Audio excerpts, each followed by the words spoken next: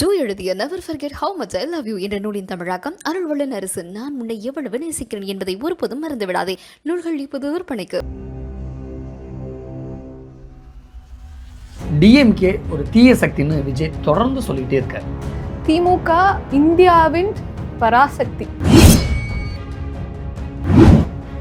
விஜய் அவர்களுக்கு சொல்றதுக்கு பெருசா ஒன்றும் இல்லை. விஜய்க்கு பெரிய அளவுல சிம்பிளி வேஸ்ட். நாலு நல்ல வார்த்தை ஏதாவது. விஜய் யார் சொல்லி கொடுத்து பண்றாரா இல்லை அவரா பண்றாரா, அவரோட நார்சிஸ்டிக் மைண்ட் வந்து அதை பண்ண வைக்குதோ அதை வந்து விஜய் அவர்கள் தவிர்க்கணும். அது அப்போதான் அது அவருக்கு நல்லது. அண்ட் மேபி ஏதாவது தெரப்பி ஏதாவது போனால் பெட்டராக இருக்கும். சீமான் அடிக்கடி திமுகவை எதிர்த்துக்கிட்டே நிற்கிறாரு. இது நீங்கள் கவனிச்சிருக்கீங்களா?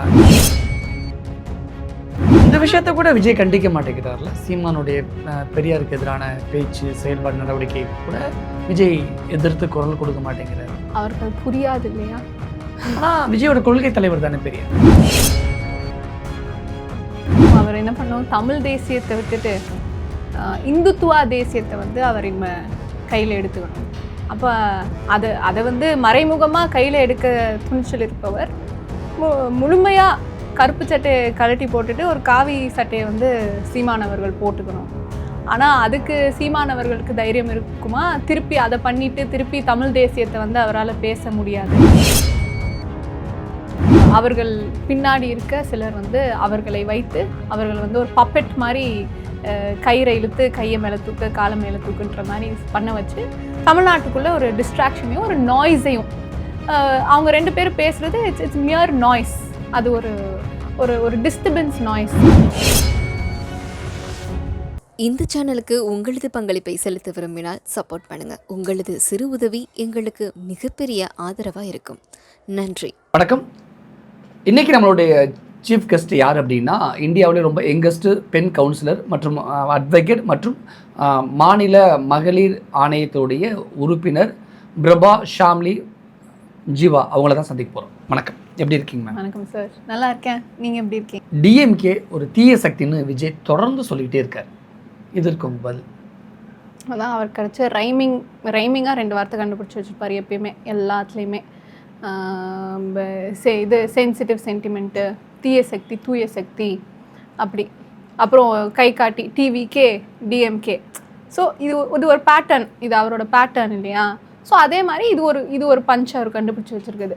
ஸோ அது ஒரு ஹுக் மாதிரி. இப்போ இந்த சோஷியல் மீடியா இன்ஃப்ளூயன்சர்ஸ் வந்து ஒரு ஹுக் சொல்லி மக்களை வந்து அவேராக வந்து அவங்கள பார்க்க வைக்கிறாங்க இல்லையா? அந்த மாதிரி இது விஜயோட ஒரு ஹுக்காக தான் நான் இதை பார்க்குறேன்.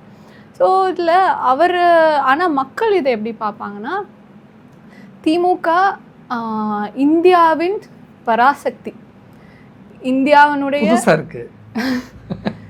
ஆமாம், மக்கள், தமிழக மக்கள், திராவிட மக்கள், இந்தியா கூட்டணியாக இந்தியாவை உற்று நோக்கும் இந்தியர்கள் இதை வந்து திமுகவை இந்தியாவின் பராசக்தியாக பார்ப்பாங்க. காரணம், இந்தி திணிப்பை எதிர்ப்பது திமுக. இந்தி திணிப்பை எதிர்த்து மொழிப்போர் தியாகிகளை இந்த மண்ணுக்கு தியாகமாக கொடுத்தது திமுக. அது தொடர்ந்து இன்று வரை சமூக நீதிக்கான கான்ஃபரன்ஸ் அவர் முதல்வர் ஸ்டாலின் அவர்கள் அவர் முதல் ஆண்டு அவரோட ஆட்சியப்போ எல்லா தலைவர்களுக்கும், இந்தியா கூட்டணியில் உள்ள எல்லா தலைவர்களுக்கும், எல்லா மாநில முதல்வர்களுக்கும் கடிதம் எழுதினார். நீங்கள் வந்து இந்த சோஷியல் ஜஸ்டிஸ் மாநாடுக்கு வந்து வரணும், எல்லோரும் வரணும் அப்படின்னு. இந்த இந்தியாவினுடைய சமூக நீதிக்காக ஈக்குவல் ஆப்பர்ச்சுனிட்டி ஃபார் ஆல் அப்படின்ற கான்ஸ்டிடியூஷனல் பிரின்சிபலுக்காக இந்தியாவினுடைய பாதுகாவலராக முதல்வர் ஸ்டாலின் அவர்கள் கடிதம் எழுதினார். அதை தொடர்ந்து முதல் தீபாவளி, அவர் முதல்வராகிய முதல் தீபாவளிக்கு ஜெய்பீம் படம் வெளியானது. அந்த படம் வெளியாகி முதல் தீபாவளி அப்போது இருளர் இள மக்களோட போய் அவர்களுடைய தீபாவளி அவர்களோடு கொண்டாடி அவர்கள் எல்லாருக்கும் பட்டா வழங்கிய பராசக்தி எங்களுடைய முதல்வர் ஸ்டாலின். ஆனால் விஜய் வந்து தாவேக்கா ஒரு தூய சக்தின்னு சொல்கிறாரு. தூய சக்தியா? தூய சக்தி வந்து அவங்க தூய சக்தின்னு சொல்லிக்கிறதுக்கு அவர் என்ன பண்ணியிருக்காரு? லைக் ஃபஸ்ட்டு ஒரு தூய்மையான ஒரு பியோர், தூய்மைனா என்ன? பியூரிட்டி, பியோரான சிந்தனை இருக்கா விஜய் அவர்களுக்கு? கிளாரிட்டி இன் தாட் இருக்கா விஜய் அவர்களுக்கு? Any form of pure ideological clarity இருக்கா? தூய்மை இருக்கா? அப்போது நீங்கள் இவ்வளோ கலப்படமாக இருக்கும்போது தூய்மை ஒருபோதும் உங்களிடம் வந்து சேராது. நீங்கள் வேணால் சும்மா ஒரு சக்தின்னு வேணால் சொல்லிக்கலாம், ஆனால் தமிழ்நாடு மக்கள் வந்து நீங்கள் தீய சக்தியா தூய சக்தியான்னு தமிழ்நாடு மக்கள் உங்களுக்கு பெரும் பாடம் புகட்டுவார்கள். இப்போ விஜய்க்கு என்னதான் சொல்ல வரீங்க? விஜய் அவர்களுக்கு சொல்கிறதுக்கு பெருசாக ஒன்றும் இல்லை. விஜய்க்கு பெரிய அளவில் சிம்பிளி வேஸ்ட். Simply waste. நாலு நல்ல வார்த்தை ஏதாவது சொல்லு.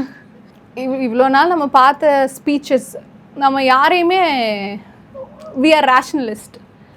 தந்தை பெரியார் நமக்கு கற்றுக்கொண்டது எதையுமே சீர்தூக்கி பார்த்து அதை அறிந்து கொண்டு அதை பகுத்தறிவோடு அணுகணும்.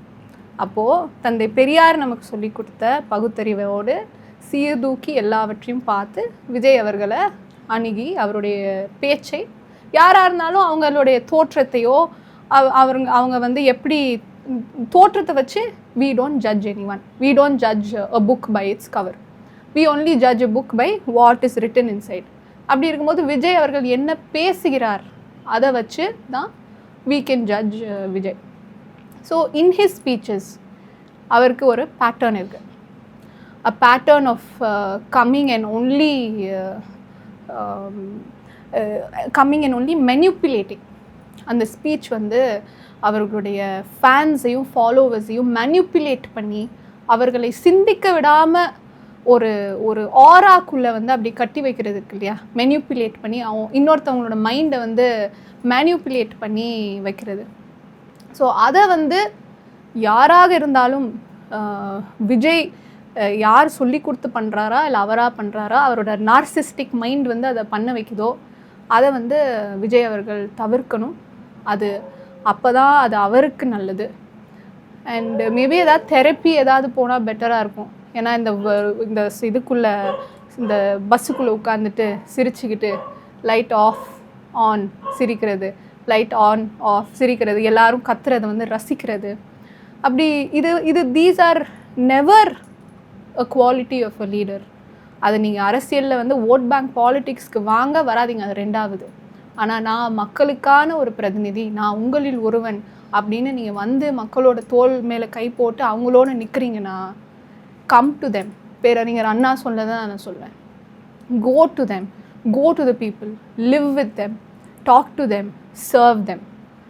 இதை எதுவுமே நேற்று 1966 அப்படின்னு கையை தூக்கி கோட் பண்ண விஜய் பேரறிஞர் அண்ணாவிடம் இருந்து ஏதாவது ஒரு சில விஷயங்களை கற்றுக்கொண்டு தன்னைத்தானே சுய பரிசீலனை செய்து பார்த்து கொள்ள வேண்டும். விஜயை பற்றி அதிரடியாக நிறைய விஷயங்களுக்கு பதில் சொன்னீங்க. ஆனால் இப்போ சீமானை பற்றி நான் வரேன். நாம் தமிழர் கட்சியில் பெண்களுக்கு 50% இடஒதுக்கீடுலாம் கொடுத்து 234 தொகுதியிலையுமே 50% பெண் வேட்பாளர்கள், 50% ஆண் வேட்பாளர்கள் அப்படின்னு சரிக்கு சமமாக சீமான் கொடுத்துருக்காரு. ஏன் இது திமுகவால் பண்ண முடியல? திமுகவால் பண்ண முடியலன்றதை விட அவர் ஏன், சீமான் அவர்கள் ஏன் பண்ணான்றது அவருக்கு தெரியும். அவர் எந்த சீட்டையும் ஜெயிக்க போகிறது இல்லை அப்படின்றது. ஸோ இப்படி நான் பண்ணி காமிக்கிறேன், இப்படி ஒரு சீட்டை அறிவிக்கிறேன்றதை வந்து அவர் ஒரு பொலிட்டிக்கல் ஸ்டண்ட்டாக தான் பண்ணுறாரு அப்படின்றத நான் பார்க்குறேன். பொலிட்டிக்கல் ஸ்டண்ட்டாக பண்ணாலுமே இது ஒரு சாதனை தானே? ஆமாம், அதை வரவேற்கிறோம். அதை ஒரு பெண்ணாக அவங்க வந்து 50% இடஒதுக்கீடு கொடுத்துருக்காங்கன்றதை நான் வரவேற்கிறேன். ஆனால் திராவிட முன்னேற்றக் கழகம் 6வது முறை ஆட்சி செய்து தலைவர் கலைஞர் இத்தனை ரிஃபார்ம்ஸ் வந்து இந்த தமிழக பெண்களுக்கு, என்னை போன்ற பல பெண்களுக்கு இவ்வளோ ரிஃபார்மை வந்து சொத்தில் சம உரிமை கொடுத்த தலைவர் கலைஞர். முதலில் 33% இடஒதுக்கீடு பார்லிமெண்ட் வந்து இப்போ தான் பேசுது. ஆனால் 33% இடஒதுக்கீடு தலைவர் கலைஞர் அப்போவே கொடுத்துட்டார். உள்ளாட்சியில் பிரதிநிதித்துவமும் இந்த சோஷியல் ரிஃபார்முக்கான ஃபண்டமெண்டல் ஃபவுண்டேஷனை வந்து தமிழ்நாடு தான் இந்தியாவுக்கே கட்டமைச்சிருக்கு. இதை பார்த்து தான் மற்ற மாநிலங்கள் 50% இடஒதுக்கீடு, அதை தொடர்ந்து நம்மளுடைய மாண்புமிகு முதல்வர் முத்துவேல் கருணாநிதி ஸ்டாலின் அவர்கள் கொடுக்குறாரு. அந்த 50% இடஒதுக்கீடு கொடுத்தனால தான் பிரபா, ஷாமிலி, ஜீவா என்னும் நான், இல்லைன்னா நான் இங்கே உங்ககிட்ட உட்காந்து பேச முடியாது. ஓகே, சீமான் அடிக்கடி திமுகவை எதிர்த்துக்கிட்டே நிற்கிறாரு. இது நீங்கள் கவனிச்சிருக்கீங்களா? என்ன சொல்ல நினைப்பீங்க? அண்ணன் சீமான் அவர்களை வந்து கவனிக்கும் போது எனக்கு பர்சனலாக வந்து ஸ்ரீலங்கன் தமிழ்ஸ் மேலே, இலங்கை தமிழர்கள் மேலே, நம்மளுடைய தொப்புள் கொடி உறவுகளாக சொல்லக்கூடியவர்கள் மேலே அவங்க மேலே எனக்கு ஒரு பர்சனல் சென்டிமெண்ட். ஏன்னா என் பேர் பிரபா. அப்போ அதை அவர் பேசும்போது நான் அதை ரொம்ப கூர்ந்து கவனிப்பேன். அதை தொடர்ந்து அவர் வந்து இந்த தமிழ் நேஷ்னல் சென்டிமெண்ட்டை பேசும்போது இதை வந்து திராவிட முன்னேற்றக் கழகம் தான் இவ்வளோ நாள் கட்டி காப்பாற்றிருக்கு. அதை வந்து அவர் எந்த இடத்துலையுமே ரெக்கக்னைஸ் பண்ண மாட்டேங்கிறாருன்றது எனக்கு ஒரு வருத்தம். அதை தொடர்ந்து தந்தை பெரியாரை வந்து அவதூறாக பேசுகிறது அவருக்கு ஒரு பெரிய பின்னடைவை தான் தொடர்ந்து கொண்டு வருன்றது என்னுடைய பதிவு. ஏன் பெரியார் கழகங்கள், பெரியார் ஆதரவாளர்கள் தான் சீமானை வளர்த்து எடுத்தாங்க. அவங்க அரவணைப்பில் வளர்ந்த சீமான் அவரை எதிர்த்து இன்னைக்கு நிற்கிறார் அப்படின்னா அது அவர்கிட்ட தான் கேட்கணும். அந்த கேள்வி வந்து பொதுமக்களுக்கே இருக்கு. தமிழக மக்களுக்கு அவர் ஒரு தமிழ் நேஷ்னல் சென்டிமெண்ட்டையும் ஒரு வேளாண் பாலிசியையும் தொடர்ந்து தமிழக மக்களுக்கு முன்னாடி எடுத்து வைக்கும்போது தந்தை பெரியாரை, திராவிட முன்னேற்றக் கழகத்தை வந்து தொடர்ந்து கிரிட்டிசைஸ் பண்ணி, முக்கியமாக தந்தை பெரியார் அவர்களை வந்து இழிவாக பேசியும், மணியம்மையாரை இழிவாக பேசியும் அதை வந்து ஃபோர் ஃப்ரண்ட்டுக்கு எடுத்து வைக்கணுன்ற ஒரு கட்டாயம் வந்து அவருக்கு இல்லை. இந்த விஷயத்த கூட விஜய் கண்டிக்க மாட்டேங்கிறார்ல. சீமானுடைய பெரியாருக்கு எதிரான பேச்சு, செயல்பாடு, நடவடிக்கை கூட விஜய் எதிர்த்து குரல் கொடுக்க மாட்டேங்கிறார். அவருக்கு அது புரியாது இல்லையா? ஆனால் விஜயோட கொள்கை தலைவர் தானே பெரியார். அதுதான் வந்து தந்தை பெரியாரை கொள்கை தலைவராக அவர் படத்தில் மட்டும்தான் வச்சுருக்காரே ஒழிய தந்தை பெரியாரை பற்றி அவருக்கு எதுவுமே தெரியாது. அவர் எதுவுமே வாசிச்சிருக்க மாட்டார். தந்தை பெரியாரை எதுவும் பேசினால் அவர் கோபமும் வராது. நடிகர் விஜயை தந்தை பெரியாரை பற்றிய புத்தகங்களை படிக்க சொல்கிறீங்களா? கண்டிப்பாக இல்லை. அவர் கூட இருக்கவங்க அவருக்கு எழுதி கொடுக்குறதையாவது சரியாக எழுதி கொடுக்கலாம். தந்தை பெரியாரை பற்றி, அண்ணல் அம்பேத்கரை பற்றி, பெருந்தரை காமராஜரை பற்றி அவர் வந்து தொடர்ந்து அவங்களுடைய ஐடியாலஜியை வந்து அவர் தூக்கி பிடிச்சதே இல்லை. தந்தை பெரியார் அவர் தூக்கி பிடிச்சிருந்தால், அவருடைய உண்மையான கொள்கைவாதியாக இருந்திருந்தால், ஏன் இன்னும் வரை எந்தவித சனாதன ப்ராக்டிசஸ் பற்றியோ, பிராமணிக்கல் ஹெஜ்மனியை பற்றியோ, இந்த சமூக கட்டமைப்பில் சாதி எந்த அளவுக்கு டீப் ரூட்டடாக இருக்குதுன்றதை பற்றியோ ஏன் விஜய் அவர்கள் இன்று வரை பேசவில்லை? சீமான் பேசுகிறாரா? சீமான் வந்து திடீர்னு வந்து அவர் சாதி பற்றி பேசுவார், பேச மாட்டார். அவரோட ஸ்டாண்டே வந்து நான் முன்னாடி சொன்ன மாதிரி அவர் இந்த பொலிட்டிக்கல் ப்ரிசமில் வந்து லெஃப்டாக இருக்காரா ரைட்டாக இருக்காருன்றது அவருக்கே தெரியாது. அண்ணன் குளத்தூர்மணி இல்லை அப்படின்னா சீமான் இன்னைக்கு கிடையவே கிடையாது. ஆனால் குளத்தூர்மணி அண்ணன் பெரியாரிஸ்டோடைய அரவணைப்பில் வளர்ந்த சீமான் பார்ப்பனிய கடப்பாறை எடுத்து பெரியாரை உடைத்தெறிவன் அப்படின்னு சூளுரைத்திருக்காரு. இதை கவனிச்சிங்களா? அவர் என்ன பண்ணணும், தமிழ் தேசியத்தை விட்டுட்டு இந்துத்துவா தேசியத்தை வந்து அவர் கையில் எடுத்துக்கணும்.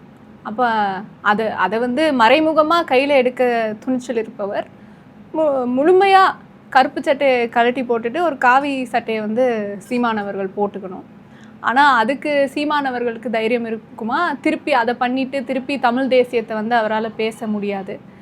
அதனால் இப்படி தமிழக மக்களை வந்து ஒரு குழப்பத்திலே வச்சுருக்கிறது தான் சீமானவர்களுடைய நிலைப்பாடாக இருக்குது. சீமான் இத்தனை முறை போட்டிக்கிட்டுமே ஜெயிக்க முடியல நாம் தமிழர் கட்சினால். ஆனால் நாம் தமிழர் கட்சியை பொறுத்த வரைக்கும் பெண்களுக்கு அதிக முக்கியத்துவம் கொடுக்குறாங்க. அவர் உயிரை கொடுத்து பேசுகிற மாதிரி இருக்குது. ஆனால் இந்த மனுஷன் தான் நல்லா இருக்கும்ல அப்படின்னு தான் ஃபீல் பண்ண வைக்கிது. இந்த பக்கம் விஜய் பேச்சு பார்க்கும்போது புதுசாக ஒரு மாற்றத்தை கொண்டுட்டு வராங்க, இவங்கெல்லாம் ஜெயிச்சா நல்லா இருக்கும்ல அப்படின்னு தோணுது.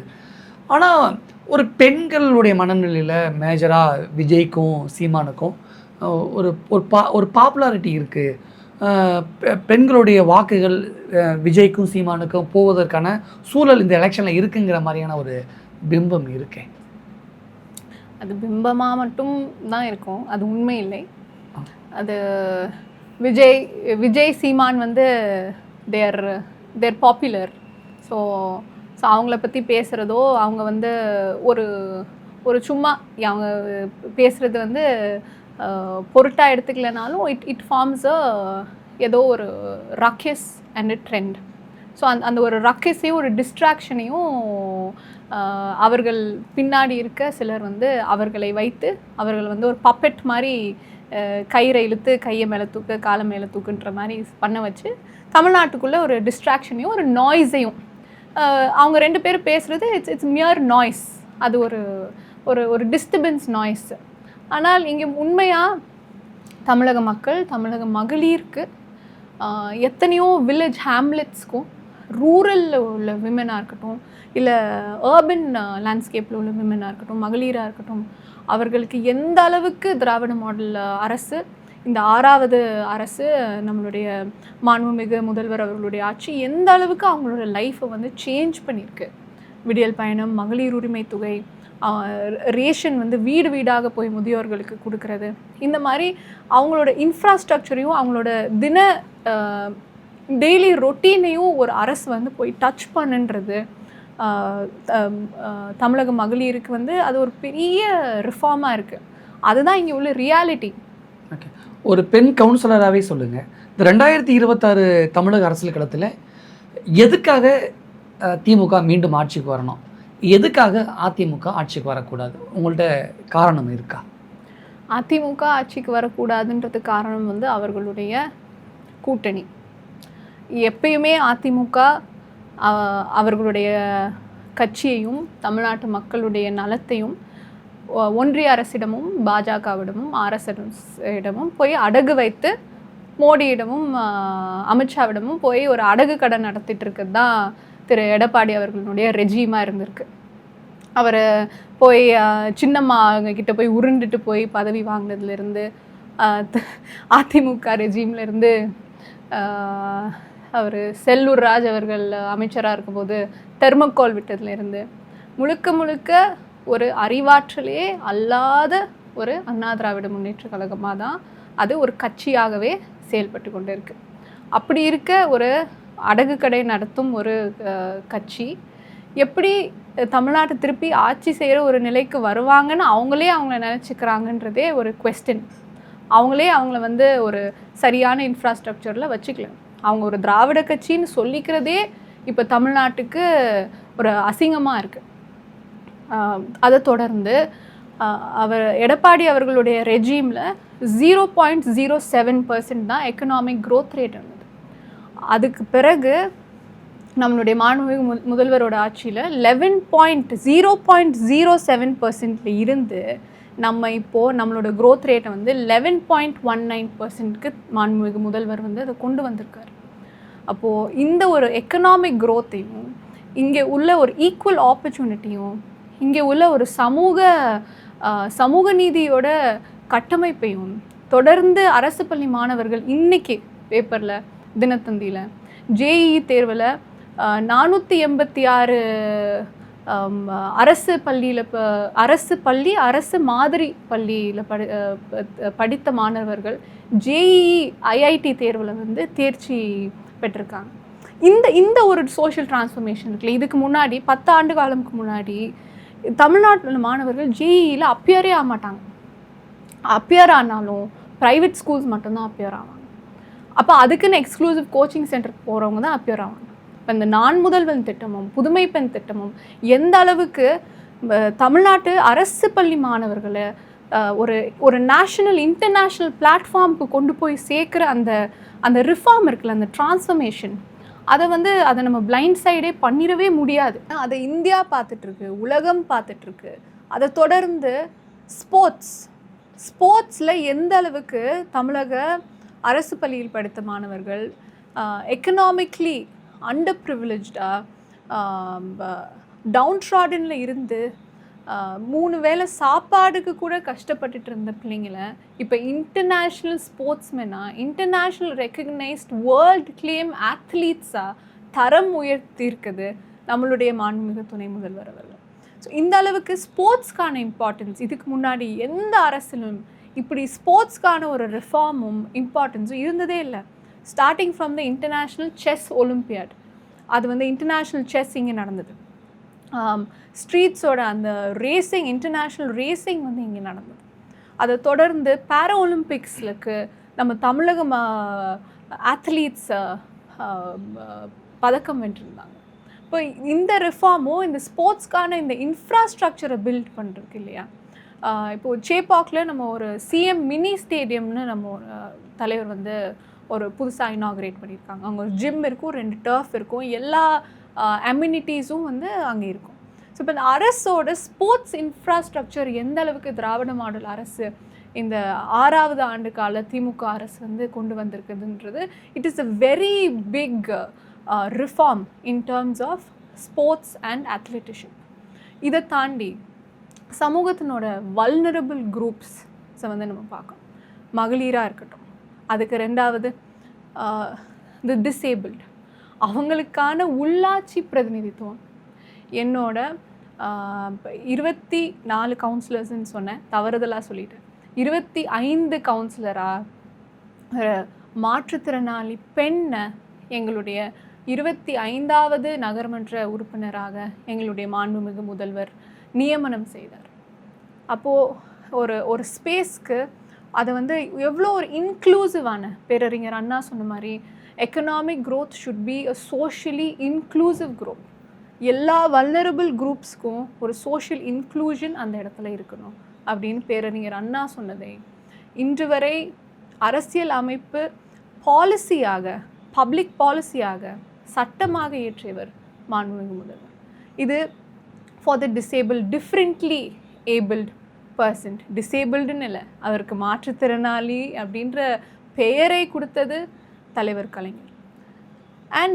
And for other groups, for transgenders, for trans women, for queer groups, அவங்களுக்கு இப்போ எந்த அளவுக்கான சோஷியல் ஸ்பேஸ் இருக்குது, சேஃப்டி இருக்குது, அவங்க மறுவாழ்வுக்கான எந்த அளவுக்கு ஒரு சொசைட்டல் ஸ்பேஸை வந்து திராவிட மாடல் அரசு உருவாக்கியிருக்கு அப்படின்றதும் ஒரு முக்கியமான ஒரு aspect of this social reform for women, for athletes, for sportsmen, for differently abled, for trans women, for all the vulnerable minorities, சிறுபான்மையினர். எப்பயுமே சிறுபான்மை அரசியலோட சிறுபான்மையினரோட பாதுகாவலராக திமுக மட்டும் இருந்திருக்கு இந்தியா முழுவதும். அதனால் திமுக ஆட்சிக்கு வந்து மீண்டும் ஆட்சிக்கு வரணும்னு நினைக்கிறீங்க? கண்டிப்பாக அது ஆட்சிக்கு வரும் நான் நினைக்கிறது கண்டிப்பாக. ஆனால் திமுக 7வது முறையாக தமிழ்நாட்டில் ஆட்சி அமைக்கும். மாண்புமிகு தமிழக முதல்வர் திராவிட மாடல் 2.0 ஆட்சியை தொடர்வார். ஆனால் என்டிஏ கூட்டணியை பார்த்து திமுக கூட்டணி வந்து ஆட்டம் கண்டிருக்கு, நடுங்கி போயிருக்கு அப்படின்னு எடப்பாடி பழனிசாமி எதிர்க்கட்சி தலைவர் பேசினாரே. நடுங்கி போயிருக்கா? இந்த national democratic party, national democratic alliance, டெமோக்ரஸின்றது எங்கேயாவது அந்த அலையன்ஸில் இருக்கா? ஜனநாயகம் எங்கேயாவது இருக்கா? இவர் எடப்பாடி அவர்கள், மாண்புமிகு முதல்வர் அவர்கள் நேஷ்னல் டெமோக்ராட்டிக் அலையன்ஸை பார்த்து நடுங்கிறார் அப்படின்னு சொல்கிற அவர் தான் அமித்ஷாவையும் மோடியையும் பார்த்தால் வந்து கும்பிடுறாரு, நடுங்கிறாரு. அவர் உடம்புல தான் குரல்லையும் உடம்புலையும் நடுக்கம் தெரியுது. எந்த இடத்துலையுமே மாண்புமிகு முதல்வர் கழகத் தலைவர் ஸ்டாலின் அவர்கள் எப்பயுமே அவர் சொல்கிறது தமிழ்நாடு டெல்லிக்கு அவுட் ஆஃப் கண்ட்ரோல் தான் அப்படின்னு சொல்லும் போது அவரோட குரலில், அவரோட பேச்சில், அவர் தொனியில் ஏதாவது ஒரு சின்ன நடுக்கம் தெரியுதா? இவர் தான், எடப்பாடி அவர்கள் தான் வந்து இன்று வரை ஒரு அடகு கடை வந்து நடத்துகிறாரு, உருண்டுக்கிட்டே எல்லா இடத்துக்கும் போகிறாரு. அவர் அதிகமாக யோகா பண்ணுவாருன்னு நினைக்கிறேன். எப்பயுமே அவர் பெண்டாய் தான் நிற்பார். இந்த மாதிரி ஒரு தன்னுடைய கட்சியை இன்னொருவரிடம் போய் விற்றுவிட்டு ஒரு நேர்மையான மாண்புமிகு முதல்வரை அவருடைய கூட்டணி கட்சியிலேருந்தே வந்து ஒருவர் சொன்னார், ஹெச் ராஜா அவர்கள் சொன்னார், ஸ்டாலின் இஸ் மோர் டேஞ்சரஸ் தேன் கருணாநிதி அப்படின்னு. ஸோ அவருடைய கூட்டணியில் இருந்தே இப்படி குரல்கள் வரும்போது எடப்பாடி அவர்களுக்கு அவருக்கு தான் நடுக்கம். திமுக வந்து எதையும் பார்த்து எப்பயும் அஞ்சினதே கிடையாது. அது எம்ஜிஆர் பாட்டில் சொல்கிற மாதிரி தான், அச்சம் என்பது மடமையடா, அஞ்சாமை திராவிடர் உடைமையடா. ஸோ நாங்கள் திராவிடர்கள், நாங்கள் எதையும் கண்டு அஞ்சுவதில்லை. 2026 தமிழக தேர்தல் காலத்தை பொறுத்த வரைக்கும் திமுக கூட்டணி எந்த அளவுக்கு ஸ்ட்ராங்காக வலுவாக இருக்குன்னு நினைக்கிறீங்க? 2026 வந்து திமுகவோட கூட்டணி மிகவும் வலுவாக இருக்குது. ஸ்டார்டிங் வித் திராவிட முன்னேற்ற கழகமாக இருக்கட்டும், இந்தியன் நேஷனல் காங்கிரஸாக இருக்கட்டும், Communist Party of India, Communist Party of இந்தியாவோட மார்க்சிஸ்ட் பிரிவு, அதை தொடர்ந்து மறுமலர்ச்சி திராவிட முன்னேற்ற கழகம் ஐயா வைகோ அவர்கள், அதை தொடர்ந்து நம்மளுடைய விடுதலை சிறுத்தைகள் கட்சியினுடைய தலைவர் அண்ணன் திருமாவளவன் அவர்கள், அவர் இப்போ சேர்ந்திருக்க தேமுதிக, அதை தொடர்ந்து மற்ற கட்சிகள், இவங்க ஒரிஜினல் டிவிக்கே எங்களோட இருக்காங்க. அண்ணன் ஆமாம், தமிழக வாழ்வுரிமை கட்சி. பாவம் அவரோட பேரை வந்து இவங்க, அவர் தான் OG TVK. So the original TVK is with us. அதை தொடர்ந்து தமிழ் புலிகள் மாதிரி மற்ற கட்சிகள் எல்லாமே எங்களுடன் இருக்கிறாங்க. அதனால் இந்த அலையன்ஸ் வந்து it is very firm for the 2026 elections. அதில் எந்தவித தடுமாற்றமோ சந்தேகமோ கிடையாது. ஒரு பெண் கவுன்சிலராக தமிழக அரசியல் களத்தில் என்ன நடக்குது, என்ன நடக்க போகுது அப்படிங்கிற மாதிரி ரொம்ப ஆனஸ்டாக, ஸ்ட்ராங்லி டேட்டாவோட பின் பண்ணி சொல்லுவாங்களா, அந்த மாதிரி ரொம்ப அழகாக நிறைய விஷயங்கள் சொல்லியிருக்கீங்க, ஷேர் பண்ணியிருக்கீங்க. இன்னும் சில மாதங்கள் தான் இருக்குது தேர்தலுக்கு. என்ன நடக்க போகுது, என்ன அதிசயம், என்ன மாற்றம் நடக்க போகுது, மீண்டும் யார் ஆட்சிக்கு வர போகிறா அப்படிங்கிறத நம்ம பொறுத்திருந்து பார்க்கலாம். நிறைய விஷயம் ஷேர் பண்ணிக்கிட்டீங்க. மிக்க நன்றி.